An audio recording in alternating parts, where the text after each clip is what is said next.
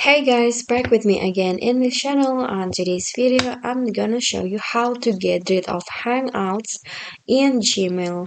So maybe you don't use the Hangouts feature on Gmail and you find it annoying to be there and you want to get rid of it and you don't know how. So just follow the steps that I'm about to show you.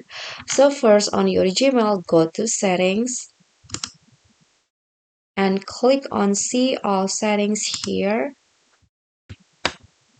Okay, so here at the list of settings you'll find the chat and meet option. Just click on that, and here on the chat tab, if you want to get rid of Hangouts, you can just click on off. This one's right here, and then click on save changes, and the Gmail will be refreshed and you'll see the new look of your Gmail. So just wait. Okay, so as you can see here, the Hangouts is now gone or disappear. Okay, so that is how you can get rid of Hangout in Gmail. I hope this video is helpful to you.